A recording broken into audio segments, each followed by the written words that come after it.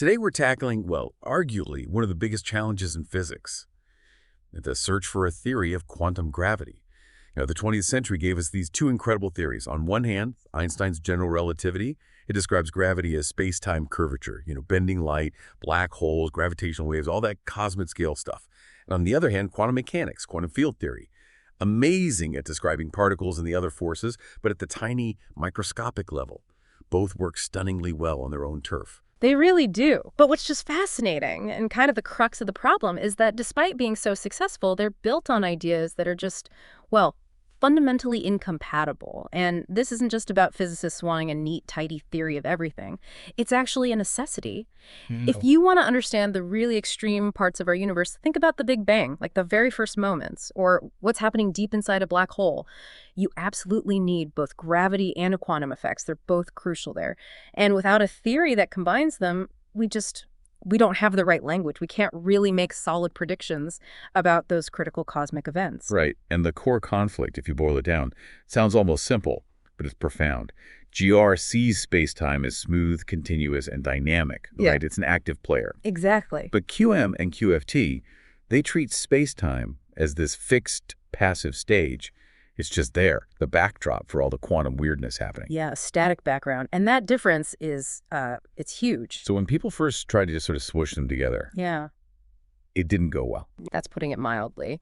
You get results that are, frankly, nonsensical. You try to apply quantum rules straightforwardly, like with the Wheeler-DeWitt equation, and you end up with this picture of a universe that's completely frozen. Static. Static, which it clearly isn't. Clearly not. Or you treat gravity like just another quantum field theory, using the usual methods. And you hit infinities. Yeah, uncontrollable infinities. They're called non-renormalizable infinities. Basically, the math just blows up and the theory loses all predictive power. It becomes useless. And let me stress, these aren't just, philosophical quibbles. Right. These are hard mathematical roadblocks. They're basically screaming at us that something fundamental about our understanding of reality, especially at these extremes, needs a major rethink. Okay, so that's our mission for this deep dive. We want to go beyond just scratching the surface. We'll unpack why these theories clash so badly. We'll explore the main ideas out there trying to fix it, like string theory and loop quantum gravity. Then we'll look at how a quantum theory of gravity might actually, interact with things we can observe, like photons or atoms, even down to the structure of protons. And finally, touch on the really exciting new ways scientists are trying to find actual evidence.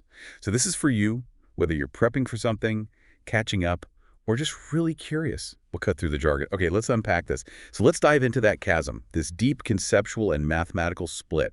It really starts with how GR and QM see space-time and time itself, doesn't it? Absolutely. It's the bedrock of the conflict. General relativity describes space-time as this dynamic entity, a four-dimensional Lorentzian manifold, technically. Its shape, its curvature is determined by matter and energy. You know John Wheeler's famous line. Space-time tells matter how to move. Matter tells space-time how to curve. Exactly. And time in GR isn't some universal clock ticking away. It's relative, it's dynamic, it stretches and shrinks depending on gravity and motion. Time dilation, that's a real measurable effect of this. But then quantum mechanics, like the basic Schrödinger equation, it just has T, time, as this fixed external parameter. It's just there. Right. The stage, not an actor. Completely different conception. QM assumes this absolute background time, and that clash, that's a huge problem. How can time be both relative and dynamic and absolute and fixed? You can't, right. Which leads to this problem of time. Precisely. It's maybe the deepest conceptual hurdle. When you try to apply quantum rules to the whole universe, including gravity, the math suggests the universe's total state, its wave function, shouldn't change in time. Hate zero. The Wheeler-DeWitt equation implies a static universe. Which, again, is just obviously not what we see. The universe is expanding, evolving. Right. It's a profound contradiction. So how do you resolve that? How do you resolve that? Does time just... Yeah. Well, that's one really mind-bending idea that's gained traction. Maybe time isn't fundamental. Maybe it's emergent. Emergent, like it arises from something deeper. Exactly. Emergent from quantum information, specifically from entanglement. The idea is you could have a total quantum state of the universe that's static overall. But an observer inside that universe, using one part of the system as a kind of clock, to measure changes in another part would perceive time and evolution because of the correlations, the entanglement between the clock and the system. Wow. So time isn't a fundamental coordinate, but more like a relationship between quantum systems. Kind of, yeah. A relational property. Mm-hmm. It's a radical shift, thinking of time not as the container for reality, but as something constructed within reality from quantum connections. Okay, that's deep. Moving from the conceptual to the, let's say, brutally mathematical, this problem of infinities. Non-renormalizability. You said that's not just a problem, but maybe a clue. It absolutely is. Yeah. So in our really successful quantum field theories like QED for electromagnetism or the whole standard model, you run into infinities in calculations, often involving virtual particles popping in and out. But these theories are renormalizable. Meaning you can sort of sweep the infinities under the rug. Well, sort of. You can absorb them systematically into a few physical quantities you measure experimentally, like the electron's charge and mass.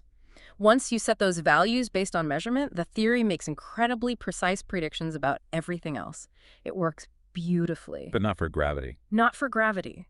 When you try the same approach with general relativity, it fails spectacularly. The problem child is Newton's gravitational constant, Gn. It has units, dimensions, involving mass. And because of that, trying to cancel infinities order by order leads to new infinities popping up, worse ones each time. You'd need to introduce an infinite number of new unknown parameters to cancel them all. Which means the theory predicts nothing. Exactly. Zero predictive power. It's mathematically inconsistent as a fundamental quantum theory treated this way. But here's the twist. This failure, this non-renormalizability, is now seen as a huge clue. It strongly suggests that general relativity isn't the final story at high energies. It should be viewed as a low-energy effective field theory, an EFT. Okay, so like GR is a fantastic approximation that works incredibly well in the everyday world and even for things like black holes and neutron stars, but it breaks down at extreme ultra-high energies like the Planck scale. Precisely. The Planck scale is about 10 to the 19 GPO, an enormous energy. GR is the description below that scale. The fact that it breaks down mathematically when you push it too hard tells us there must be some deeper, more fundamental theory operating at these tiny distances and high energies. So the infinities are like a big signpost pointing towards new physics. That's exactly how physicists think about it now. The failure of renormalization for gravity is the principal guidepost in the search for that deeper theory of quantum gravity. All right, so what is that deeper theory? The community seems to have rallied around a couple of main contenders, though they look really different. Let's start with the famous one, string theory. Right, string theory. Its core idea is a radical departure. The fundamental building blocks of reality aren't point-like particles, but tiny, one-dimensional vibrating filaments of energy strings. These strings are incredibly small, around the Planck length, 10 to the minus 35 meters.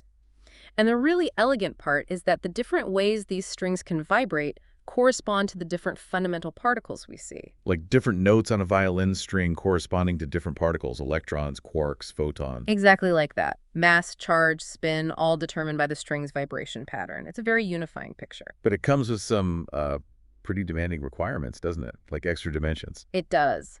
For the mathematics to hang together consistently, string theory typically needs more dimensions than the 3 space and 1 time we experience, usually 10 or 11 space-time dimensions in total. So where are the others? The idea is they're compactified, curled up incredibly tightly, maybe into complex shapes called Calabi-Yau manifolds, at every point in our space.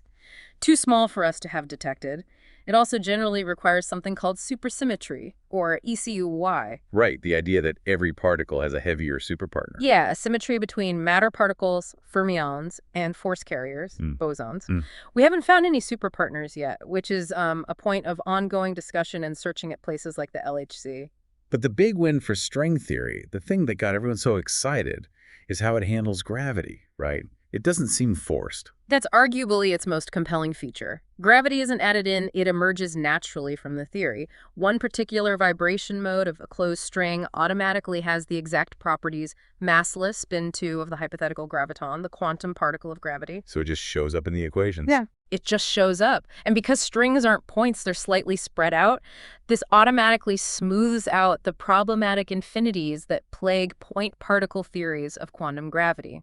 It elegantly sidesteps the non-renormalizability issue. That sounds great, but then there's this Landscape idea and the multiverse. That sounds pretty wild. It is pretty wild, and it's one of the most debated aspects. Hmm. The way those extra dimensions can be compactified, curled up, it turns out there isn't just one way to do it. There might be a staggering number of ways, maybe 10 to the 500, maybe even more. Wow. Each way corresponds to a different vacuum, a different possible universe with potentially different physical laws and constants. This vast array of possibilities is the string theory landscape. Combined with ideas from cosmic inflation, this leads naturally to the concept of a multiverse, countless universes existing, each representing one of these possible vacuas. And this provides a way to explain maybe why our universe has the specific properties it does, like the tiny cosmological constant. That's the controversial anthropic explanation. The cosmological constant, the energy of empty space, is absurdly smaller than basic quantum theory predicts, like 120 orders of magnitude smaller. Yeah, it's a huge puzzle. The landscape idea suggests that maybe there are universes with all sorts of values for the cosmological constant, but we just happen to live in one where it's small enough for structures like galaxies, stars, and ultimately us to form. It's an explanation, but not one everyone finds satisfying because it's hard to test directly. Okay, so that's string theory, adding strings, extra dimensions, SUSY, leading to gravity and maybe a multiverse. What about the other main approach? Loop quantum gravity. It sounds very different. It is starkly different, yes. Loop quantum gravity, or LQG, takes a much more direct route. It doesn't introduce new fundamental entities like strings. Instead, it tries to apply quantum mechanics directly to Einstein's description of gravity as geometry. It quantizes space-time itself without assuming any pre-existing background stage, without extra dimensions, without CUSY. It's trying to build quantum gravity from the principles of GR and QM we already have. So if it quantizes space-time, what does that mean? What are the atoms of space and time? In LQG, the fundamental quantum states of space are described by things called spin networks. Think of them as abstract graphs. They have nodes representing fundamental chunks or quanta of volume, and they have edges or links connecting the nodes, representing quanta of area. And these networks aren't in space. They are space at the quantum level. That's the crucial point. They're not embedded in some background. Their connections and structure define the geometry of space itself. So space isn't smooth and continuous anymore. It's granular. Exactly. A profound consequence of LQG is that geometry itself becomes quantized. There's a minimum possible area, a minimum possible volume related to the Planck scale. Below that, the concepts of area and volume just don't exist. Our perception of smooth, continuous space is just an approximation that emerges when you look at this underlying discrete, granular structure from a distance, like seeing a smooth image on a screen made of tiny pixels. That's a very different picture.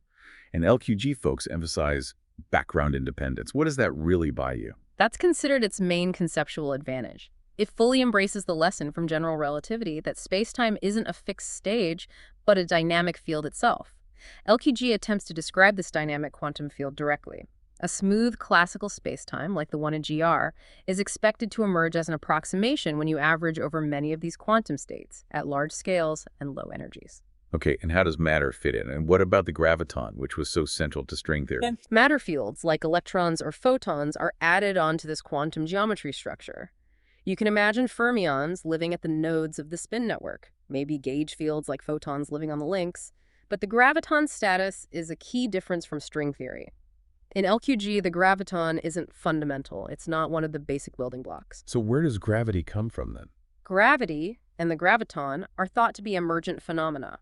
Collective excitations, like ripples or vibrations, of the underlying spin network structure. Kind of like how sound waves are collective vibrations of atoms in a material interior.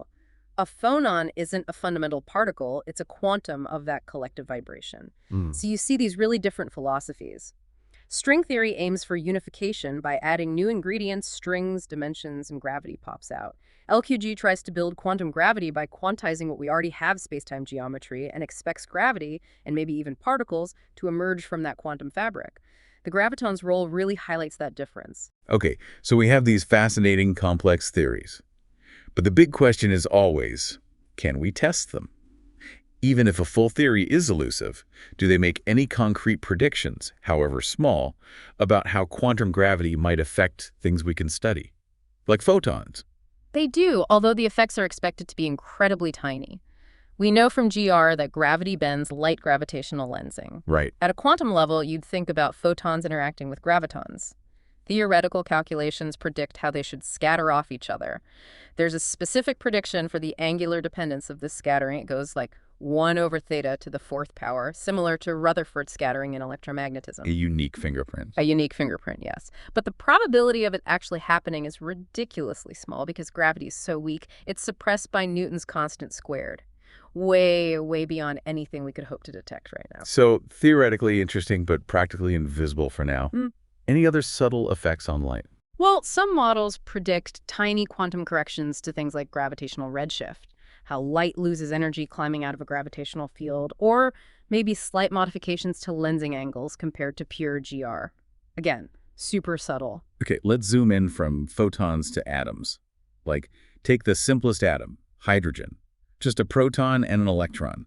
Could gravity, even though it's so weak there, affect the electron's energy levels? It's a great theoretical test case. People have done calculations basically solving the Dirac equation for the electron not in flat space, but in the tiny curved spacetime created by the proton's mass, using the Schwarzschild metric. What comes out is something called the gravitational fine structure. Tiny, tiny corrections to the electron's energy levels. We're talking on the order of 10 to the minus 38 electron volts for the ground state. Okay, that sounds impossibly small to measure. Completely inaccessible, yeah, like trying to weigh a single bacterium on a truck scale. So why bother calculating it? What's the point if we can't see it? The significance isn't the size of the effect, but its structure. How it depends on the electron's properties. It turns out the energy shift depends on the electron's total angular momentum quantum number, J. This means states that would normally have the same energy, like the 2p1 half and 2p3 halves, states in hydrogen, get shifted by slightly different amounts by gravity. Ah, so it splits energy levels that would otherwise be degenerate. Exactly. It partially lifts that degeneracy in a way that's characteristic of the spin-2 nature of the gravitational interaction, the spin of the graviton. It's a unique theoretical signature, a specific prediction, even if measuring it is science fiction for now. Are there other ways quantum gravity might mess with atoms? Maybe something more dynamic? There are speculative ideas, yeah. If spacetime itself has quantum fluctuations at the Planck scale, like a boiling foam, that could potentially cause decoherence in sensitive atomic systems, making them lose their quantum properties faster than expected. Or maybe these fluctuations could cause a tiny random jiggle between the nucleus and the electron cloud. Which could look like what? Maybe like a fluctuating electric field, potentially causing the atom to jump between energy levels unexpectedly. These are really out there ideas, but people are thinking about them. Okay, let's go even deeper. Inside protons and neutrons, hadrons. Here we have the strongest force, the strong nuclear force binding quarks, meeting the weakest force, gravity. How does that interaction even work? It's fascinating because protons and neutrons aren't fundamental points. They're composite bags of quarks and gluons, governed by quantum chromodynamics, QCD. And QCD has these weird properties. Asymptotic freedom quarks act almost free when they're very close together inside the hadron. In confinement, the force gets stronger as you try to pull them apart, so you can never isolate a single quark. Right, they're permanently stuck inside. So how does gravity interact with that whole complex confined system? It's not just about the hadron's total mass. Because it's a composite object with internal dynamics, its interaction with gravity is described by something more complicated, called gravitational form factors, or GFFs. These GFFs essentially map out how energy, momentum, pressure, and even shear forces are distributed among the quarks and gluons inside the proton or neutron. They give us a glimpse into the hadron's internal mechanical structure as seen by gravity. And this internal structure, this confinement, might connect to one of the biggest mysteries in cosmology, the cosmological constant. That's a really intriguing and somewhat controversial idea. So the standard picture in quantum field theory suggests that even empty space, the vacuum, is filled with these simmering condensates of quarks and gluons. Okay. The energy density of these vacuum condensates, if you calculate it straightforwardly, should contribute to the cosmological constant, the energy of empty space. But the number you get is huge, right? Yeah. Like astronomically bigger than what we actually observe. Cosmology tells us the vacuum energy is. Astronomically is an understatement. It's like 10 to the power of 45 times larger. It's arguably the biggest mismatch between theory and observation in all of physics. A massive headache. So how could confinement help here? Well, one proposal flips the script. It argues that maybe these quark and gluon condensates aren't properties of empty space at all. Maybe because of color confinement, they only exist inside hadrons like protons and neutrons. Ah, so they're confined within the particles themselves. Exactly. If that's true, their gravitational effect isn't spread throughout empty space, contributing to the cosmological constant. Instead, it's already accounted for when we measure the mass of the proton or neutron itself. It's bundled up inside the particle. So they wouldn't contribute to the energy of the vacuum outside the particles. Correct. Their net contribution to the cosmological constant would be zero. It's a fascinating proposal because it suggests a deep link. A fundamental property of the strong force confinement could have profound implications for gravity on the largest cosmological scales. It really hints at the interconnectedness of these forces. For the longest time, actually testing any of this stuff, testing quantum gravity, seemed completely impossible, just way beyond our technology. But that seems to be changing. People are actually looking for evidence now. Yes, there's been a significant shift in the 21st century. It's less about directly finding a graviton, which seems hopeless, and more about looking for indirect, subtle effects, what's often called quantum gravity phenomenology. Before we get to the experiments, you mentioned there are other theoretical ideas besides strings and loops. Oh yes, the landscape is richer than just those two, though they are the most developed. One important alternative is called asymptotic safety. Okay, what's the core idea there? It basically proposes that gravity is actually a well-behaved quantum field theory after all, even with the problems we discussed. It suggests that if you analyze it using more powerful, non-perturbative techniques, you find that the theory flows towards a stable, interactive, fixed point at very high energies. If this is right, gravity could be consistent and predictive all the way up to the Planck scale and beyond without needing fundamentally new ingredients like strings or loops. It tames itself, in a sense. Interesting. So GR could be fundamentally complete in a quantum sense. What else? There's causal set theory, which is quite radical and minimalist. It says space-time is fundamentally discrete, made of just basic events. The only fundamental structure is the causal relationship between these events, which events can influence which others. Geometry, distance, time, all that emerges statistically from the network of these causal relationships. Their slogan is order plus number, exactly geometry. Very different again. Yeah. And then there was that idea that flips everything around. Maybe gravity isn't quantum. Right, the post-quantum theory of classical gravity. This is provocative because the consensus is that gravity must be quantized. This approach challenges that. It says, what if space-time remains fundamentally classical, exactly as Einstein described it? To make that work with quantum matter, you'd have to modify quantum mechanics itself. It predicts some pretty wild consequences, like inherent randomness and fluctuations in space-time that could lead to a fundamental breakdown in the predictability of quantum systems, maybe even making an object's weight slightly unpredictable over time. Okay, a real spectrum of ideas. So how are people trying to find any experimental hints to guide us through this theoretical maze? The main strategy is looking for tiny deviations from known physics that might be signatures of quantum gravity. A big area is searching for violations of Lorentz invariance, or LIV. That's the principle that the laws of physics are the same for everyone moving uniformly. Yeah. Einstein's bedrock. Exactly, but many quantum gravity models, especially those involving a discrete spacetime structure like LQG or causal sets, hint that Lorentz invariance might not be perfectly exact at the Planck scale. It might be slightly broken. And how would we see that? Would things travel at different speeds? That's one key prediction. An energy-dependent speed of light. Maybe very high-energy photons travel slightly faster or slower than lower-energy ones. So astronomers look at things like distant gamma-ray bursts. These events release photons across a huge energy range, all at basically the same time. If there were LIV, the highest energy photons might arrive here detectably earlier or later than the lower energy ones after traveling billions of light years. And have they seen anything? So far, no. Observations, for instance, by the Fermi Gamma Ray Telescope have put incredibly tight limits on any such effect. If it exists, it's much smaller than the simplest Planck scale estimates would suggest, so that's already constraining some models. Any other LIV searches? People also look for things like vacuum birefringence, where the polarization of light might slowly rotate as it travels through space-time.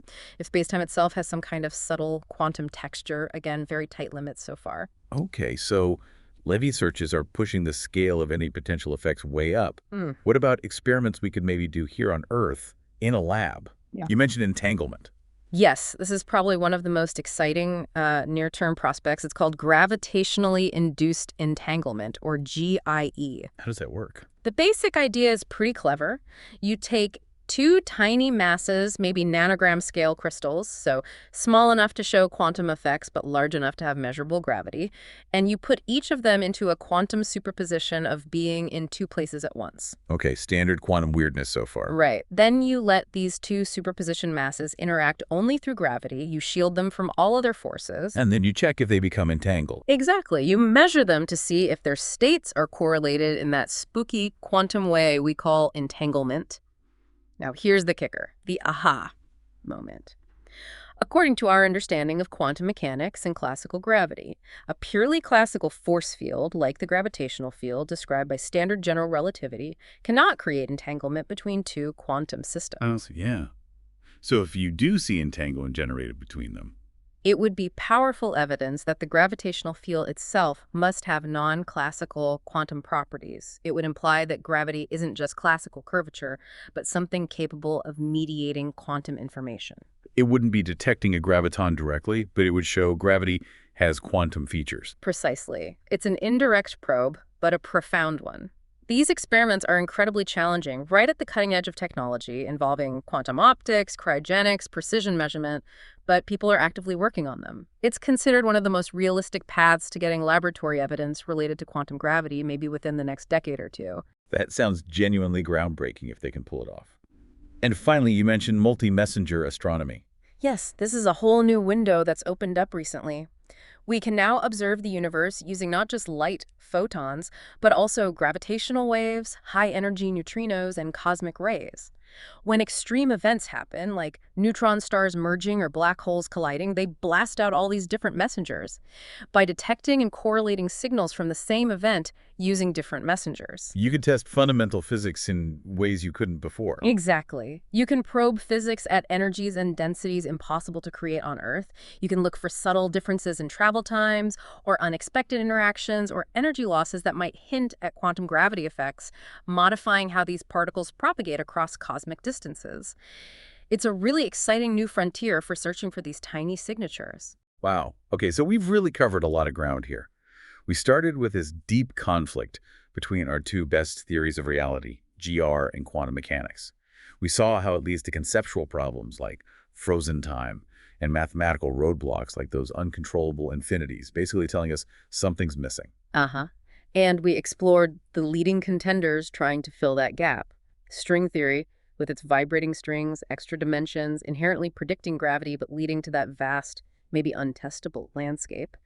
And loop quantum gravity, taking a completely different tack, quantizing space-time itself into a discrete network, making space granular and seeing gravity as an emergent effect. And crucially, how these incredibly abstract ideas actually trickle down to potentially observable, though tiny, predictions. Things like how photons might scatter differently, or that gravitational fine structures splitting energy levels in atoms. And that amazing potential link between quark confinement inside protons and the huge cosmological constant problem. Maybe the strong force holds a key to understanding the vacuum energy. And then the shift towards actually looking for evidence.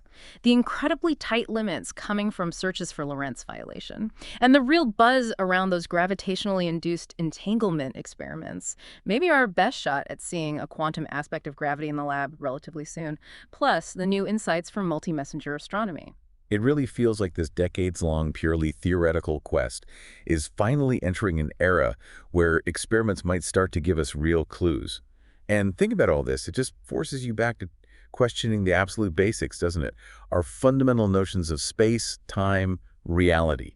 What if time really isn't fundamental? What if it truly emerges from entanglement, just a relational thing we perceive? Or what if the string theory landscape is real and our universe with its specific laws is just one possibility among countless others, maybe even an infinite number?